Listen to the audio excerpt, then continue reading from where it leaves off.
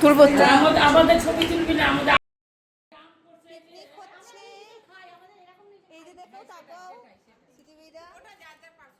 তো আমাদের সেন্টারে সেদিন একটা ছোট্ট আয়োজন চলছিল, কারণ আমাদের যে দিদি আছে তার সে বেবি হবে, এই জন্য তাকে ছোট্ট করে স্বাদের অনুষ্ঠান শুরু হয়েছে, করা হয়েছে, আয়োজন করেছে, আর সবাই মিলে টাকা তুলে পিকনিক করার আয়োজন হয়েছে। তো এই যে সবাই আমার আগেই পৌঁছে গিয়েছিল, কাজকর্ম ছিল, পেঁয়াজ কাটছিল, আমাদের অফিসে অন্য কাজ করছিল, অনেক কিছু হচ্ছে।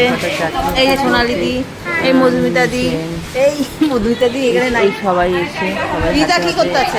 পেঁয়াজ এই যে বিরিয়ানির প্রসেস শুরু হয়েছে, অলরেডি কেটে হয়েছে, কাজই চলছে। আর সবাই এসে পাঁচজনের সবাই থাকলে পরে তাদের গ্রামের গল্প নিয়ে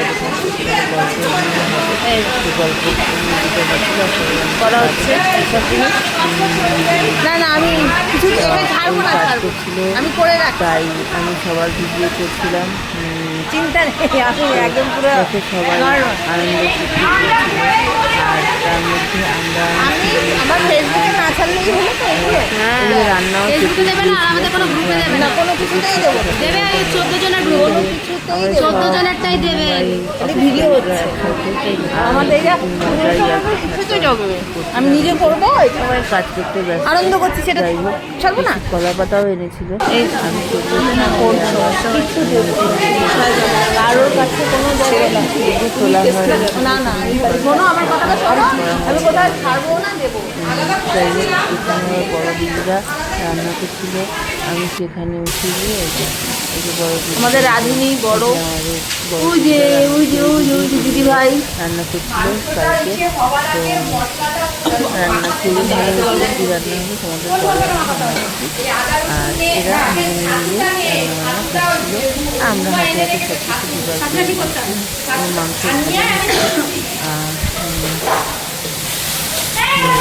তারপরে এই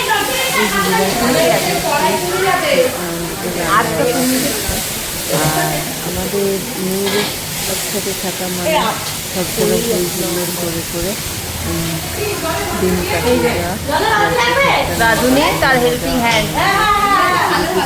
তোমাদের যদি আমার হচ্ছে বিরিয়ানি ফটো দেখাচ্ছি, লাইক এই যে দেখি দিদি ভাই মুখটা, এই যে হেল্পিং হ্যান্ড, এগুলো আমি পরে ঠিক করে